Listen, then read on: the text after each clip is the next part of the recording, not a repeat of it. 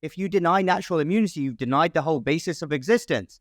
Now, this isn't an argument against all vaccines or saying that in some people, maybe the benefits outweigh the risks. I don't know. It's an individual decision. But to come from that point where you laugh off natural immunity immediately, in my mind, disqualifies you from any further scientific input that you may have, because you have just said the most outrageous thing possible.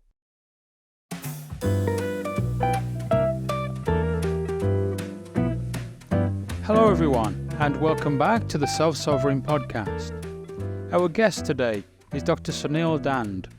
Dr. Dhand is a medical doctor specializing in internal and lifestyle medicine, with a focus on metabolic health and natural medicine. He's from the UK and is now based in the United States. Dr. Dhand has a very popular YouTube channel where he is not afraid of tackling controversial medical subjects, and he frequently provides practical health advice to his viewers.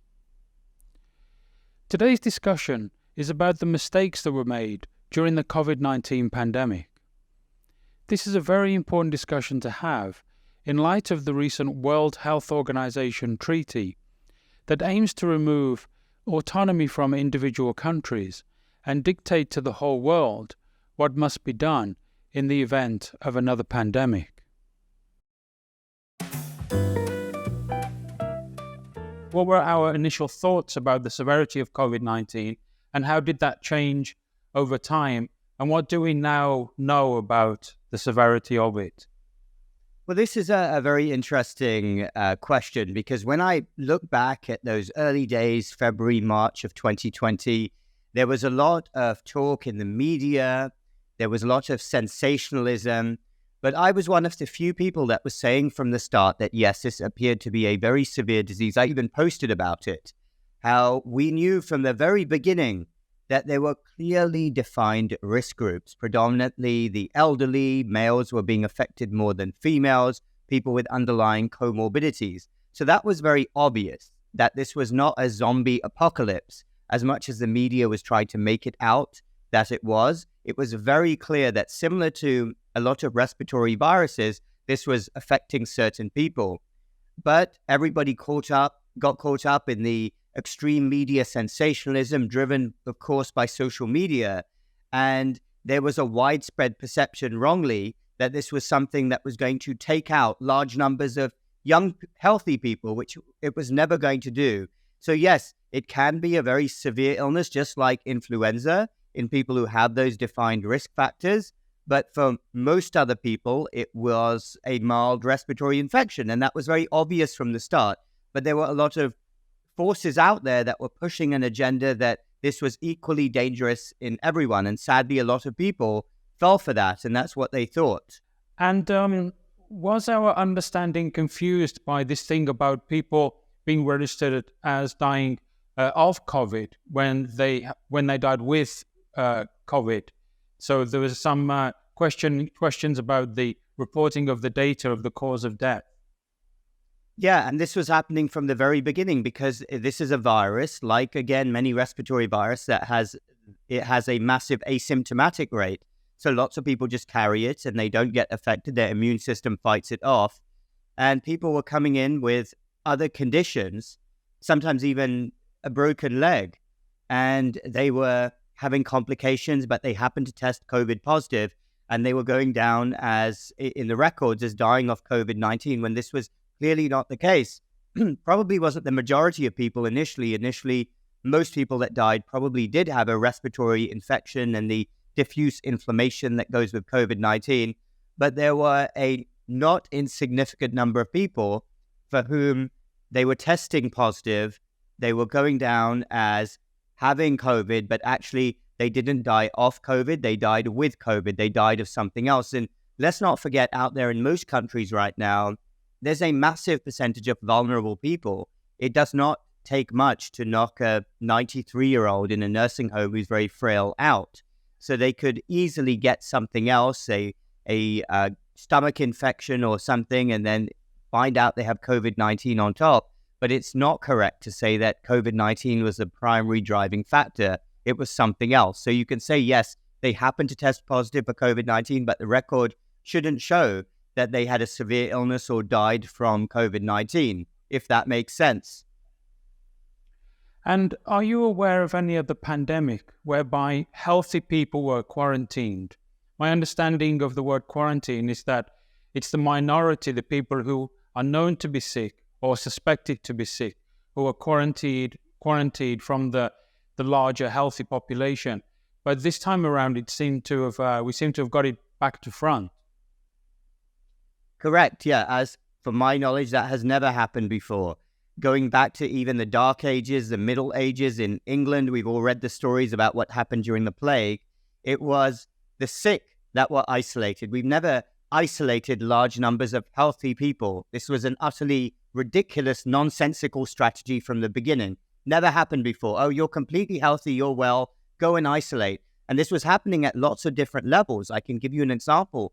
I live in the United States. I went back to England several times, and I was forced to go into quarantine for anything up to 2 weeks by official government policy, even though I was feeling great. I think about the resources that were spent. They would even send people to your house to check that you were at home. And I was feeling completely fine. And I was using this example right from the beginning of the pandemic because of this asymptomatic rate. You could have somebody who just ran a marathon and broke all records, and you do a nasal swab on them afterwards. You find they have COVID-19, and you insist that they're sick. And they're not sick. They've just run a marathon. What are you talking about? They're not sick. We know what a sick person is. Have we lost our minds? And for the lockdowns, we can now reflect on that and see how there seems to have been no consideration as to the harms of the lockdowns in terms of the number of people who would lose their jobs, their businesses, their livelihoods, and all kinds of other impacts of that. But are you aware of any data or evidence that shows that the lockdowns were actually, they worked, or those countries that locked down more had fewer cases of COVID deaths or anything like that? Well, again, this is an interesting point, because to answer your questions, yes, a lockdown will work. If you lock people up, of course you're going to stop viruses from spreading. The question is that a sustainable strategy, and what are the adverse events? If you're annoying me, Justin, I could lock you up in a dark room and you'd stop annoying me. Is that the right thing to do? What's going to go with that? Is it even legal to do that? Of course, a lockdown will work temporarily, but you're only delaying the inevitable. This is the thing, and I heard this described to me very well right at the beginning of the pandemic, is that sometimes when you're in a trap, the only way out is to go through the trap. And the issue is, when you have an easily spreading respiratory virus, if you lock down for 2 weeks and then come out of lockdown, it will start spreading more after 2 weeks. If you do it after 4 weeks, it will spread after 4 weeks. You're simply delaying the inevitable. And I don't think the strategy of waiting for a vaccine to come out was the right one. You can certainly encourage vulnerable people to take more care, but you cannot quarantine millions and millions of young, healthy people and think that that's going to give you benefits. And the data has shown this. Even within the United States, states that locked down really hard versus those that didn't, in the end, give it a few months, they had the same rates of COVID-19, because the virus will spread in the end. Vaccinated or not, it's still going to spread.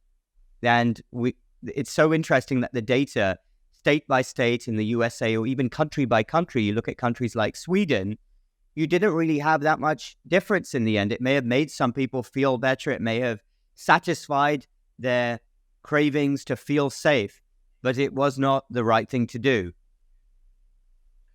And of course, one of the major effects of lockdowns are that people don't get the medical attention and the medical care that they genuinely need, either because they're afraid to go to the hospital or they simply can't get access to a doctor.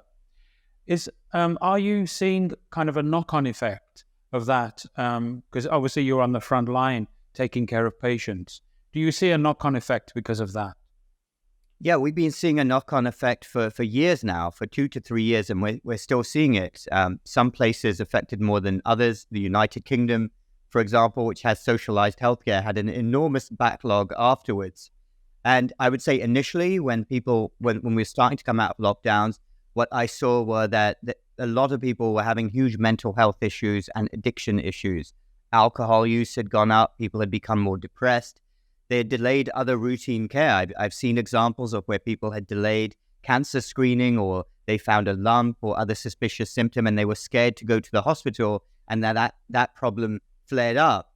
And those are some examples of the effects, the detrimental effects that lockdowns had on people. You have to remember, most people are not healthcare trained. They don't have medical knowledge. They were in a state of extreme fear and things got missed. It's very sad. I would estimate that, and there have been statistics on this as well, that lockdowns caused millions and millions of people to die and lose their lives.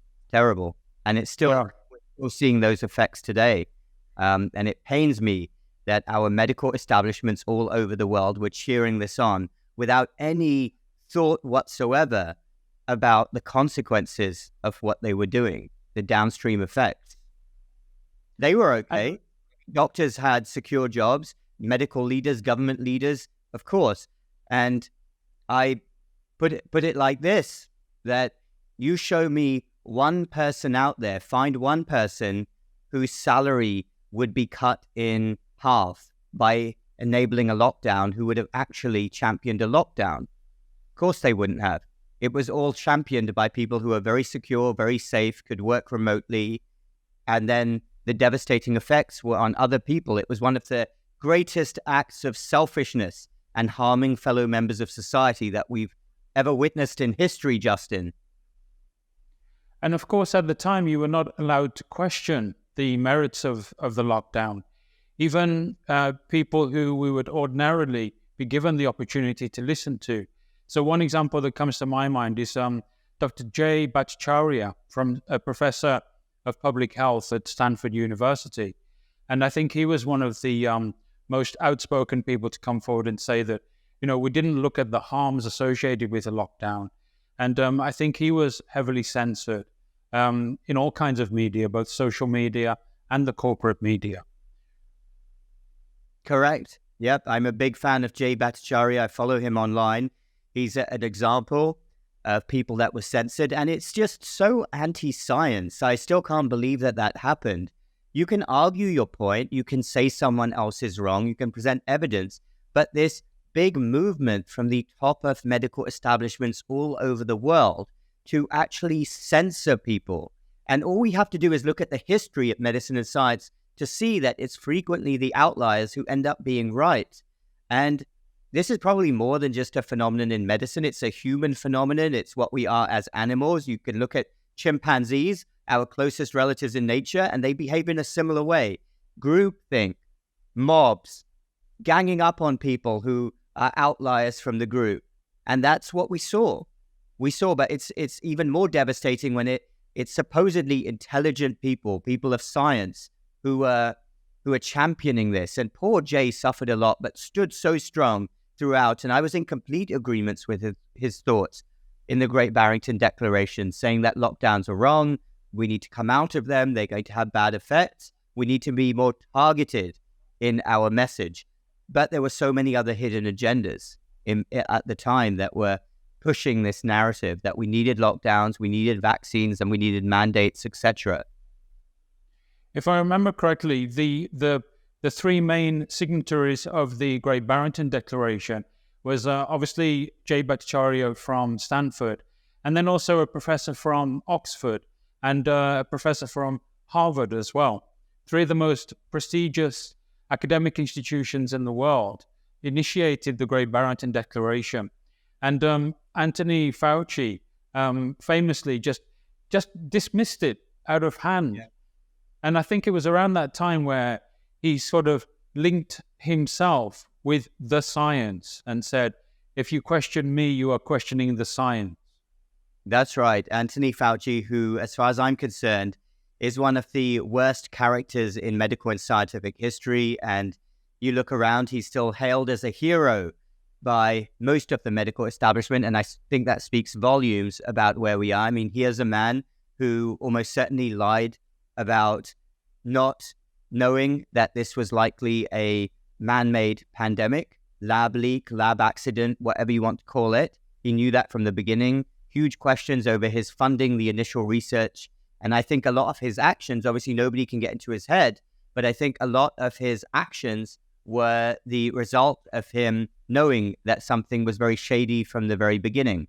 So he wanted to have his narrative, he wanted a cover-up, and he wanted to censor people who thought differently from him. Because, of course, Dr. Fauci is the science. Nobody's allowed to question him. Terrible character.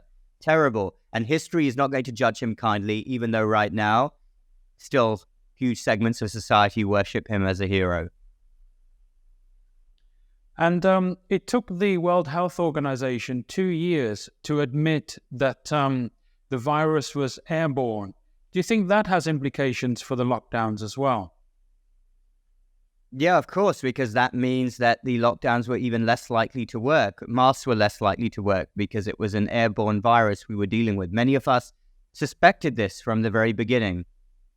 But it just shows how out of touch the medical authorities are with what people are thinking on the ground, doctors and other scientists.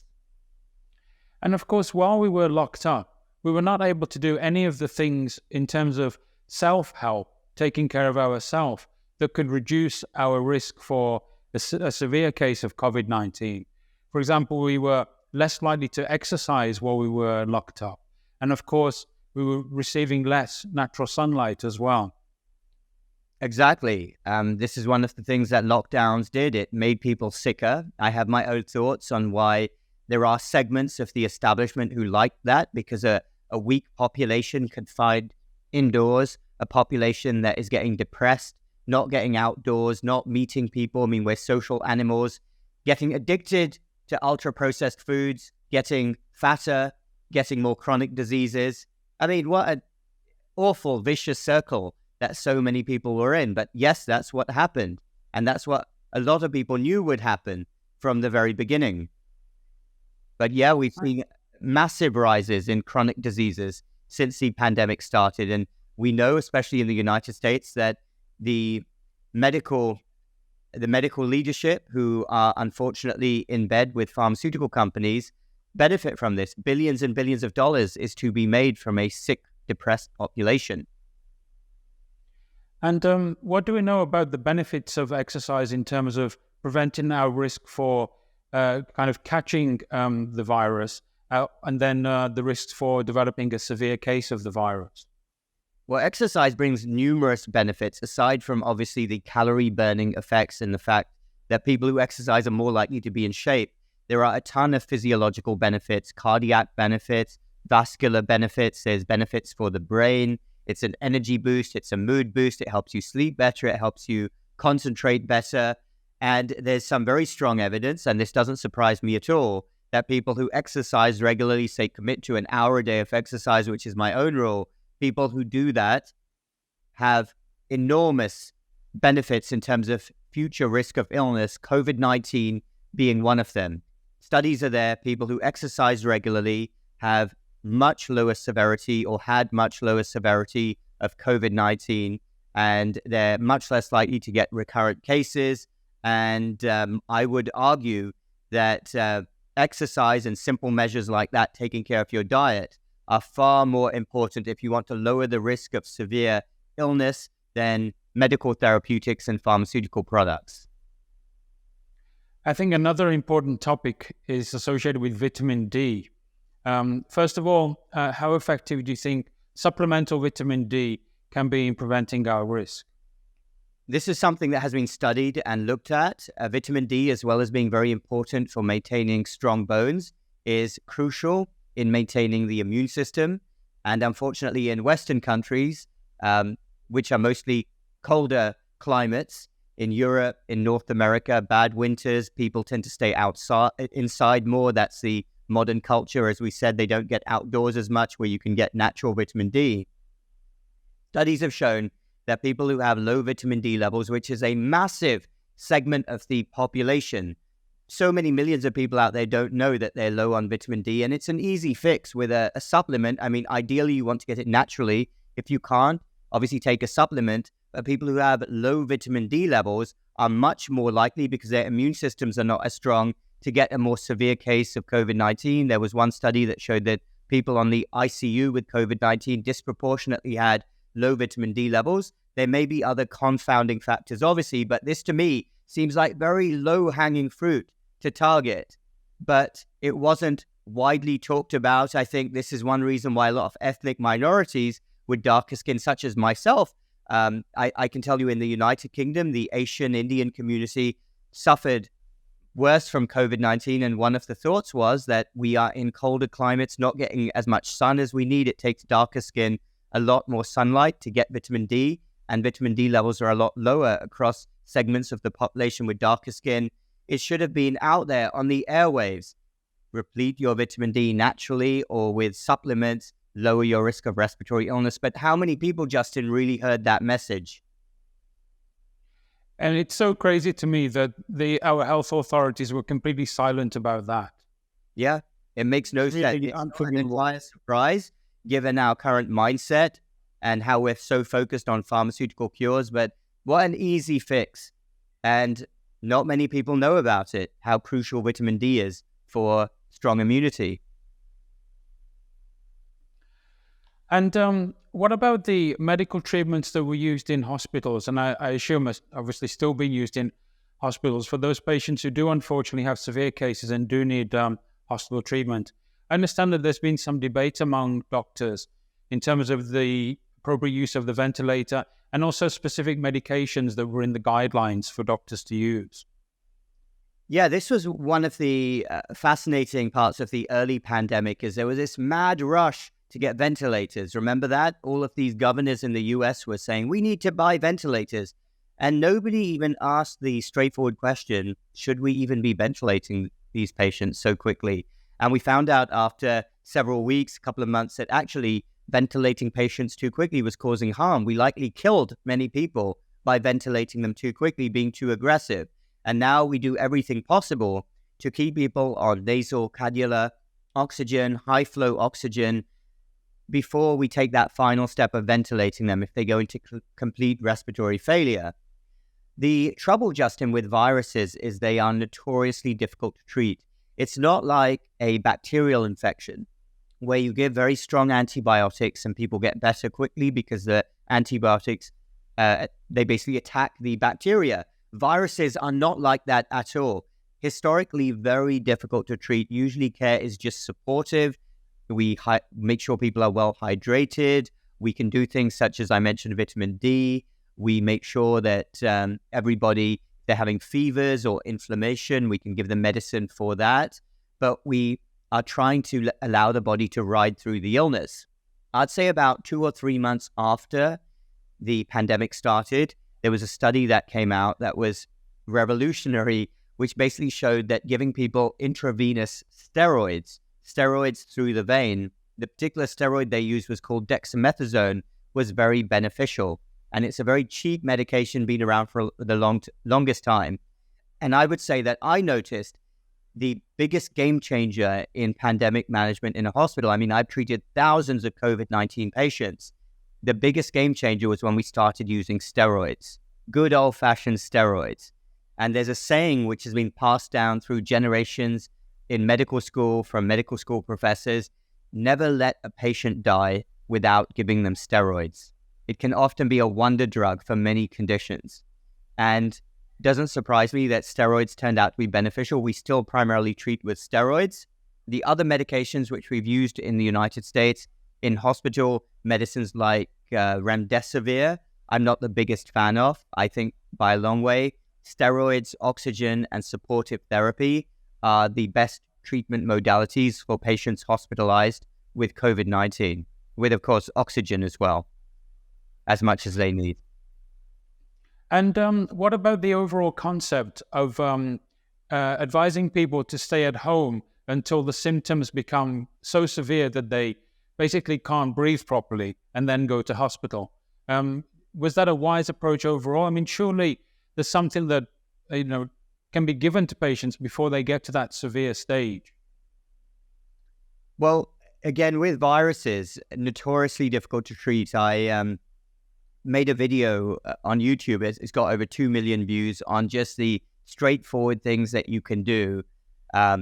Giving vitamin D, vitamin C, making sure you stay hydrated, having regular Tylenol, paracetamol for any fevers, resting completely, common sense things for viruses. Unfortunately, there are not a lot of overwhelmingly proven treatments before somebody gets sick. Things which you can say, yes, this is amazing. Again, it's not like a bacterial infection. So it doesn't surprise me that the advice was to, yes, keep people at home for as long as possible. I think that advice should have come with, well, but you need to do this. You need to take so-and-so, zinc even as a supplement, magnesium as a supplement, but everything possible to try to fortify your immune system before coming into hospital. And what are your current thoughts about ivermectin? What would be a summary of the evidence we have for the effectiveness of ivermectin? I can summarize it in one word: politics. I think that ivermectin, like hydroxychloroquine, interestingly, actually, at the beginning of the pandemic, we were using hydroxychloroquine and azithromycin, which is an antibiotic, in a couple of the hospitals I worked in under the advice of the infectious disease department because we had nothing else. The problem is, this started in the United States. As soon as President Trump weighed in, this all became hyper-political. Ivermectin has been used for a long time. It's got a lot of uses. Again, my own personal thought is that treating viruses is very, very difficult. We're unlikely to find a wonder drug. But in the back of my mind, I do think that if they studied ivermectin properly, did a really good study, allowed it to happen, I think that there's a chance that it would be found to be no worse than many of the treatments which are now administered. If they did this study, treatments like Paxlovid, which is $1 billion pill being pushed by the medical establishment, the problem is that I can guarantee you if they ever did a really good study on ivermectin in a tertiary care academic hospital, if they ever found benefit, they would never allow that study to be published because it's all political. This is a great shame. So I know people that have taken ivermectin. I personally have not. And they say that it's kept them well, healthy. I mean, hey, if it's worked for people, it's worked for people. I would have loved to have seen it properly studied. Yeah, I've heard people like Dr. Pierre Corey talk about how the later studies on ivermectin were, in his words, sort of designed to fail, which obviously would really distort the impression that we have about it. Yeah, I would have liked to have seen an amazing study. There have been smaller studies which have potentially shown some benefit, but I would have liked to have seen a really good study. And I can guarantee you, if this was a drug which was going to make billions of dollars, you would have seen an amazing study and somehow they would have found some benefit. They would have designed a study and they would have pulled out some statistics that would have shown something. But that's the era we're living in, sadly. And is my understanding correct that Paxlovid is a new medication? It's a new oral antiviral. Is that correct? Correct.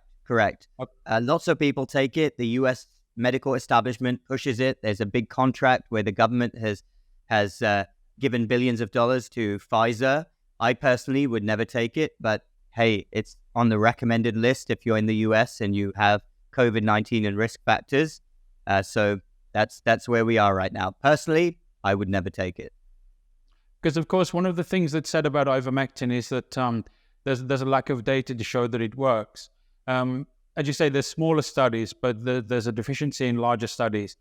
But I would be interested to see the totality of the data that's being used to approve Paxlovid and whether there's actually more data available for that new expensive medication than there is for ivermectin.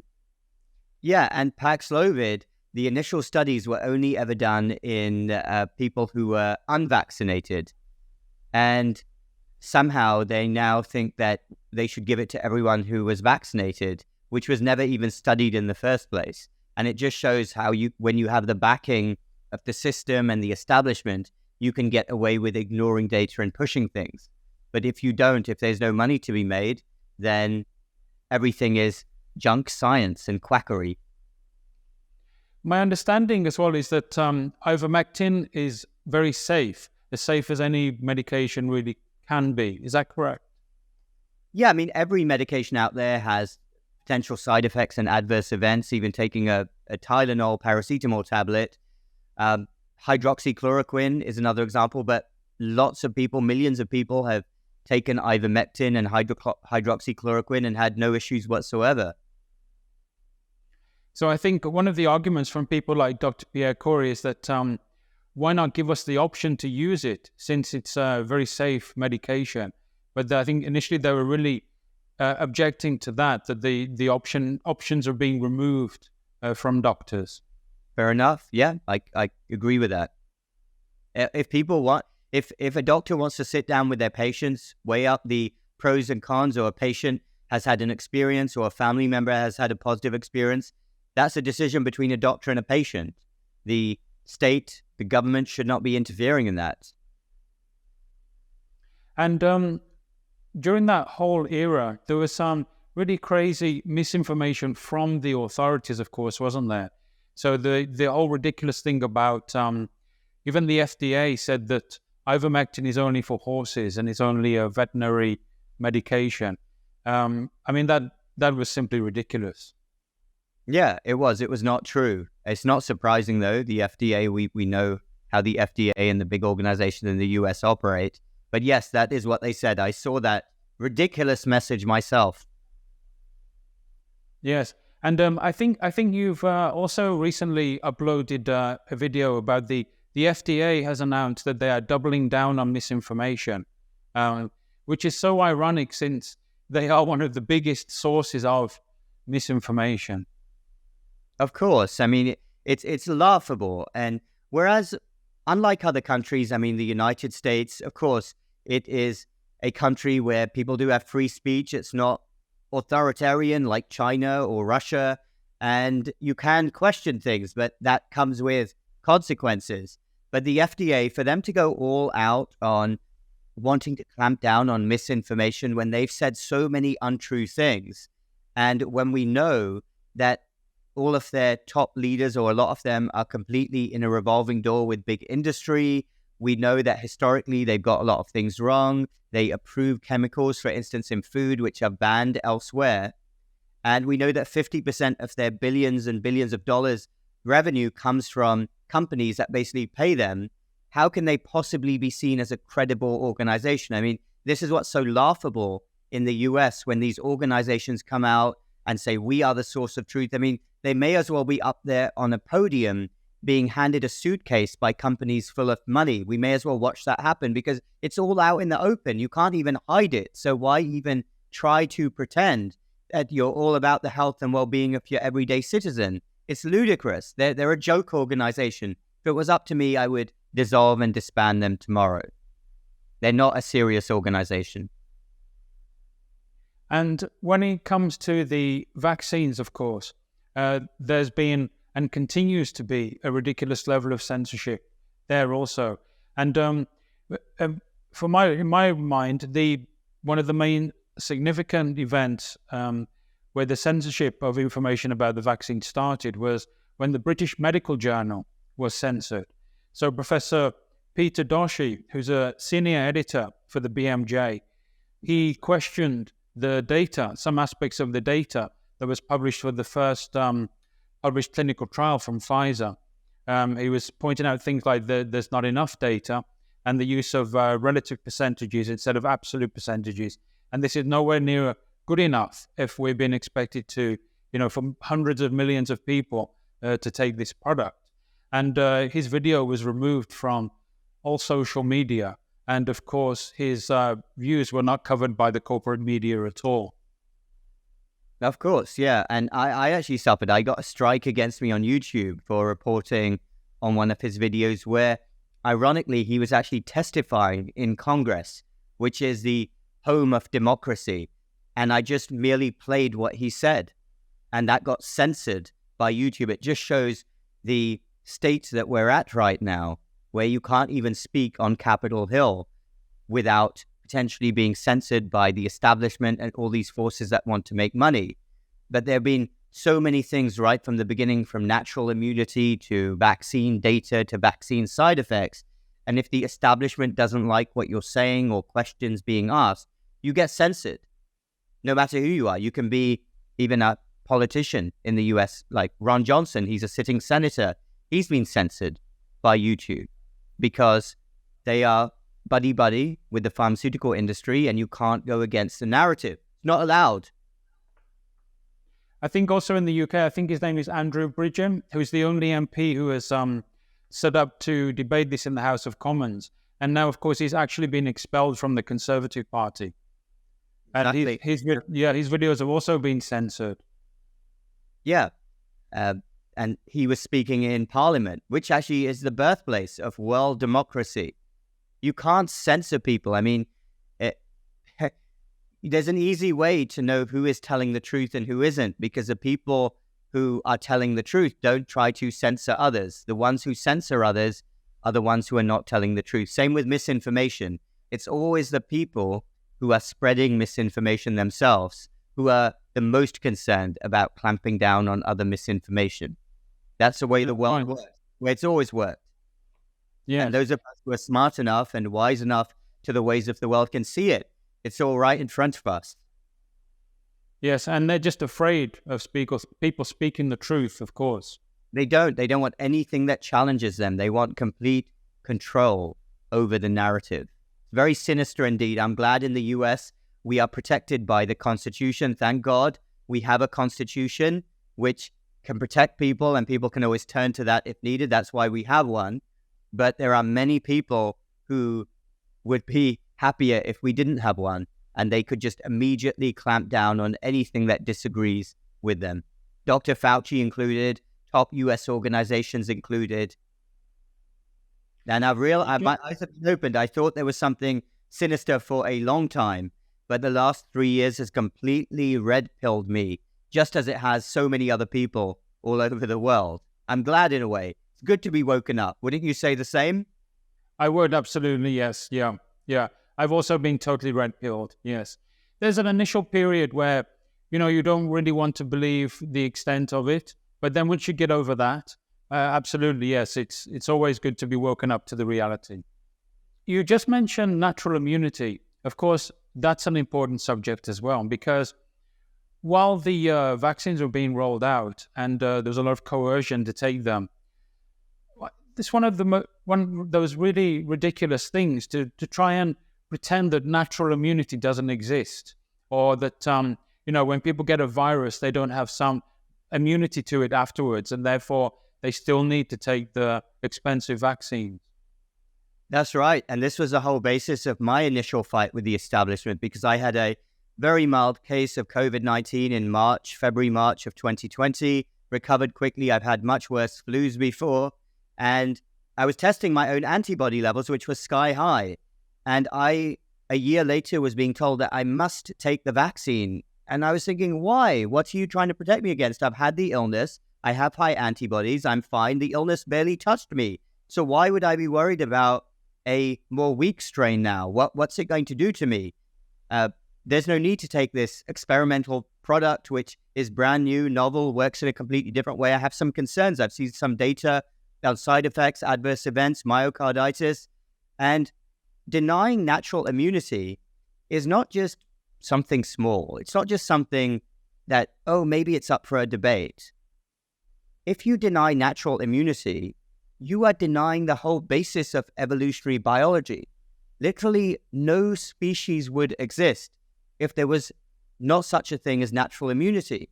I mean, what comes next? Saying that the earth is flat? Saying that dinosaurs didn't die out? Dinosaurs are still around? Saying that the sun revolves around the earth? I mean, what comes next?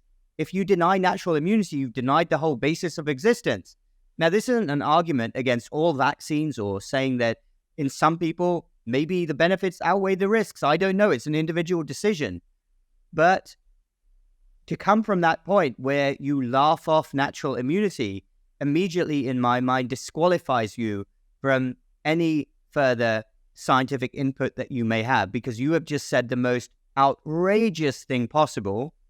And again, this was all driven by the notion that only the vaccines can save us and everybody needs to take a vaccine. And the establishment, the powers that be, big pharmaceutical companies, that's the narrative they wanted to take hold because that is how they were going to make most money. There is no money in people having natural immunity. Could you explain for us the concept of informed consent? And then if you think that the criteria for informed consent has been reached with the vaccine? It was not reached. No, informed consent was breached. This is a basic principle of healthcare and medicine. It's a basic principle of the Hippocratic Oath. You tell people what the risks and benefits are of anything they may be having, a surgery, a medication, a therapeutic, and they make the final decision. Where there is risk, there must be choice. People were not given proper informed consent. They were fed a lie that the virus stops transmission. Sorry, the vaccine stops transmission. It was never going to stop transmission, ever. My understanding is that no vaccine stops transmission. Viruses don't just suddenly disappear once you get vaccinated. They're still around, and they can still be spread from person to person. So that was the first lie. Then, when we started to see evidence of side effects and adverse events, that the authorities did their best to suppress it. Many people who talked about their symptoms were shamed. They were censored. They were removed from social media platforms. That's not the right way to do medicine. Not just not right, it's downright evil way to do medicine. So when so many people out there were being told that you must be vaccinated, there's zero risk, that was incorrect. They were told that they would protect other people, that was incorrect. And then it carried on. They were told after a few weeks they need to take another vaccine, another booster, another booster, another booster with no evidence. Never been tested. It hadn't been tested in pregnant women, hadn't been tested for an extended amount of time in babies. This is pseudoscience.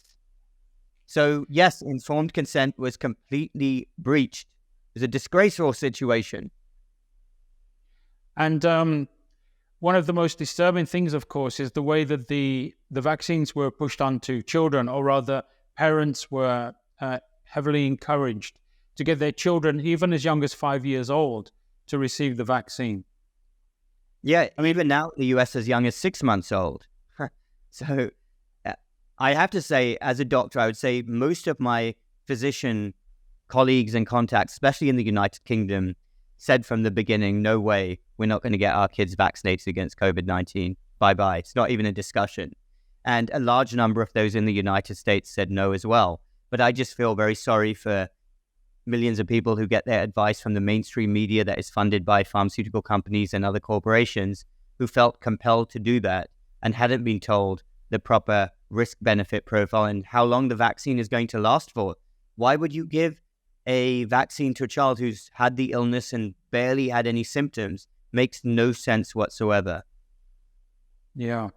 And the data that I saw indicated that for anyone younger than 30 years old, the chance of dying from COVID is approximately the same as the chance of dying from a motorcycle accident or any accident on the street. Extremely low. Probably now from the data, lower risk than influenza virus.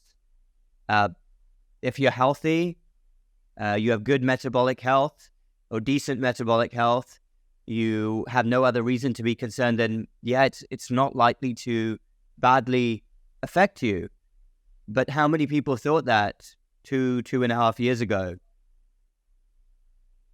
And what about this phrase that was thrown around that it's a pandemic of the unvaccinated?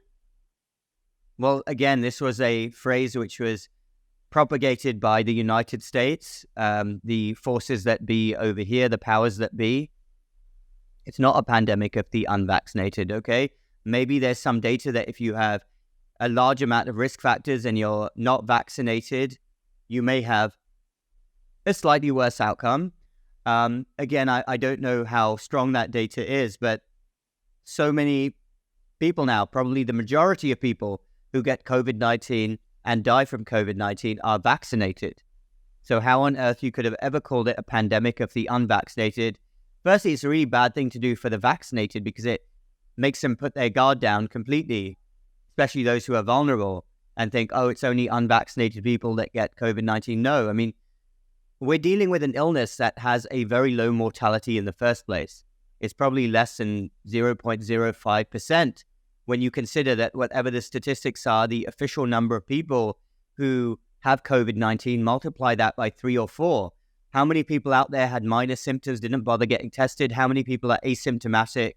It's a tiny mortality rate. Of course, I feel very sorry for anyone who's badly affected, anyone who has a loved one pass away from COVID-19. It can affect some people badly, but the mortality rate is very, very low.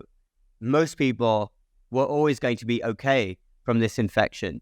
And the vaccine, there is no way that it had as much positive effect. I've seen some quotes that it saved millions, hundreds of millions of lives. That's simply not true. You can look at Africa and other places to see that's not true. Everybody who was going to get COVID-19 ended up getting it. There are people who are convinced that they got a less severe case because they're vaccinated. Well, they made their own personal healthcare choice. But I do not believe that the benefits are anywhere near as much as you would be led to believe. They simply are not there. And that's evidenced by our own eyes and ears, and we can see that all around us. And of course, those people who chose not to be vaccinated, of course, received a great deal of criticism. And there were even opinions thrown around social media and in the corporate media that anyone who's not vaccinated should not receive any medical attention if they were to go to the hospital.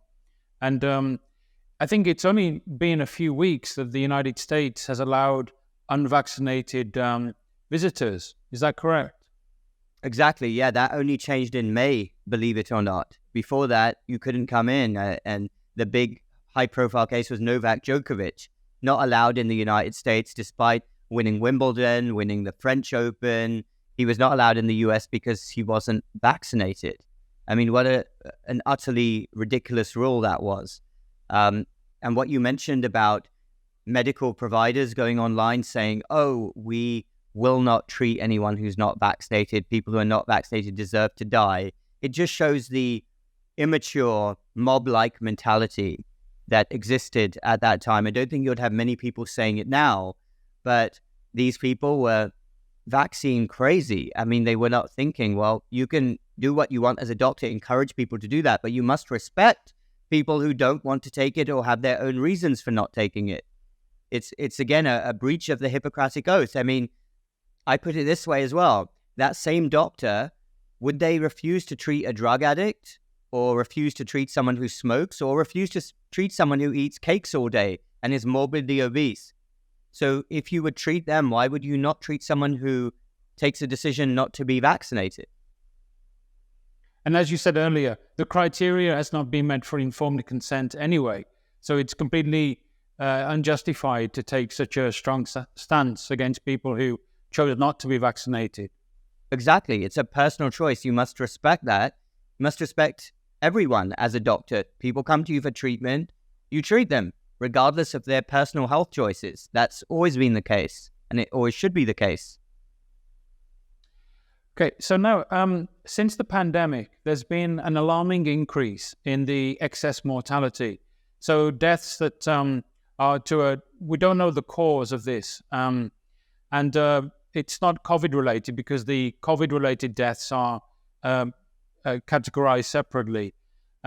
So the most alarming thing for me, well, first of all, the fact that it's happening.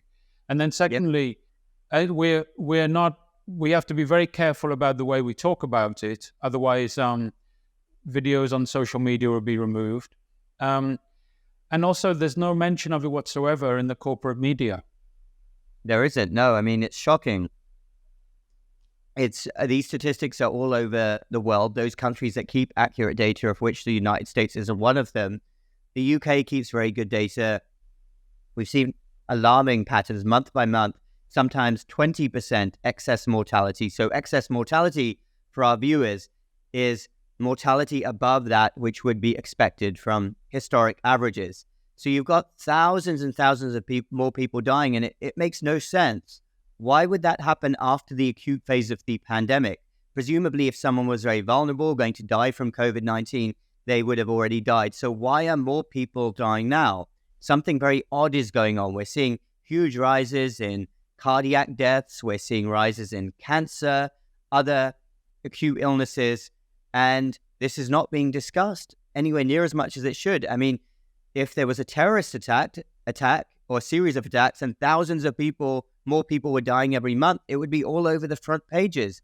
But nobody seems to care about these excess deaths that we're seeing constantly all over the Western world. During the last few weeks, in various podcast interviews, I've heard various experts from representing the establishment say things like the vaccines are based on a medical consensus. What is your opinion about this phrase, medical consensus? I think that the four most dangerous words in the English language are the scientific consensus says. We only need to look back over the last couple of 100 years to see how often the scientific consensus is wrong. This goes back to, as I mentioned, human nature in many ways. So doctors and scientists wouldn't be above this. This is our chimpanzee behavior. A thought takes hold. Everybody jumps on board. It's groupthink. Maybe there's an evolutionary advantage to thinking in groups. Maybe you're more likely to survive. There's probably something there. But the scientific consensus says is so often proved wrong. And even if we look at modern day medical practice, things that we do in the hospital, medications we prescribe like candy, like statin medications, which I'm going to be talking about soon in a video I'm making. But doctors, sadly, don't critically think as much as we should. And we hear something from an authority and we mindlessly repeat it like a robot, like safe and effective. Completely safe, 95% effective, completely safe, 95% effective. We just repeat it without thinking to ourselves, what does this actually mean? What does the evidence show? Are we actually doing the right thing here? And this is why we keep changing what we do in medicine. Something is recommended one day, then it's not.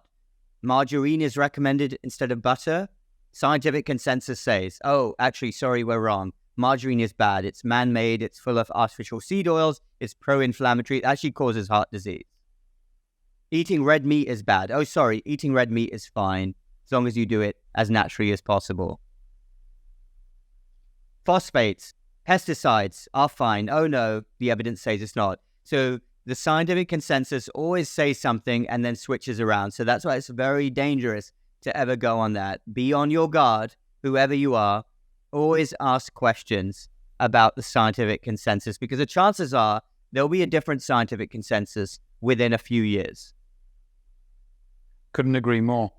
Do you think that the medical profession has lost some trust as a result of everything that happened during the pandemic? I do, yeah. I think it's lost a massive amount of trust. Already there were some issues. I think the medical profession has completely sold itself out. In many ways, I think doctors are getting what they deserve because across the Western world, we have sold ourselves out to big government, to big corporations, to pharmaceutical companies. Doctors are no longer in charge of their own profession. That's why practicing as a doctor in lots of different specialties is just like being a robot. You follow protocols. And nowadays, a lot of people's experience with a physician is just going into an office. The physician barely looks at you. They look at their computer. They're running through their tick boxes, and they're not treating you as a human being. And this is the experience of millions and millions of people. And I'm hoping at some point the dam is going to break and the pendulum might swing back the other way. But I think a lot of this is very deserved. I don't trust doctors myself. I'm not saying individual doctors are bad, but I think the medical profession and the entire field is completely lost. So I would double check everything myself, and I'm a doctor, and I do the same for family members. So I'm not offended when you say the medical profession and doctors have lost trust. I think they deserve to have lost trust. And how would you score the World Health Organization in terms of how they dealt with the pandemic? I'd score them at a -10 on a scale of 0 to 10. I don't trust that organization. I think it's captured by politics, ideology. If you look at geopolitics, it's much more aligned with China and the Far East than it is Western countries. They, at the start of the pandemic, made statements about how this was not transmitted in the air, Then they said that masks wouldn't work, and then they flipped back again. They just flow with the wind. Whatever the prevailing political and ideological wind is, they go with that. So I personally don't listen to a word they say. But they, of course, they are seen as the authority among medical establishments across the world. Well, their policy seems to change depending on whoever is giving them the most funding at that particular time. Exactly, like a lot of scientific institutions. So how can you trust them? It's a joke. And leading on from that, then it's really alarming what's happened recently with the advent of the World Health Organization treaty, where every country around the world is being asked to sign a treaty and agree to hand over responsibility from their own government to the World Health Organization, so that they can dictate what measures will be done in the event of another pandemic. Yeah, it's very concerning indeed. It breaches the sovereignty of a nation. How can you possibly have an organization like the World Health Organization leading a coordinated pandemic response? Because we will have a pandemic again, and I fear that we haven't learned our lessons. All of those same issues are there. All of those same players are still there at the sidelines, waiting to come on. It's a big, big mistake. It's very concerning. My one hope is that you may get individual politicians come to power in different countries who basically tear up this treaty and say, no, we're not going to do this. Time will tell what happens. And the last question I have for you is, how do you think, what's the best way of trying to, if you like, wake up more people to the mistakes that have been made, the corruption that's occurred through the medical industrial complex, and the real misinformation that's coming from our health establishment and the health authorities? How can we, is it just by doing interviews like this to continue to talk about it, to try and maneuver, continue to move around the censorship? I think this is a great question to finish off with. I'm optimistic that more people are waking up. You'll always get a certain percentage of the population who are quote unquote sheep. They just follow whatever they're told. They don't think about anything. They enjoy, to an extent, being controlled. That's how they feel secure. But I am optimistic that, especially in this age of the internet, social media providing we're not censored, people who are asking questions, I've been surprised with some people who have started to ask questions, are opening their eyes more, and they're realizing that what they are being told is not true. They are realizing the extent of the hidden agendas and money making, and the people who basically view them with disdain. They basically view them as dollar signs. That's all they are. And the best thing you can do in life is to just be awake, both for yourself and your family, to understand that things are not always as you seem, to always ask questions, to not trust authorities, do your own research, keep an open mind, listen to a wide variety of opinions, and then make up your mind. I'm the first person to say, maybe everything I'm saying isn't correct. Maybe there's some questions that you want to ask me. Everybody out there deserves to be questioned, but everybody out there deserves to hear every point of view and then make their own decision as a sovereign human being. That's what this is all about. Dr. Dhand, thank you so much for taking the time again today. It's a really important, really valuable information. I know that people will appreciate it very much. Thank you, Justin. Great to join you. Thank you. Thanks for watching this episode of the Self-Sovereign Podcast. If you found the information useful, then subscribe and share it with others. Also, please check out the links in the description. Thank you.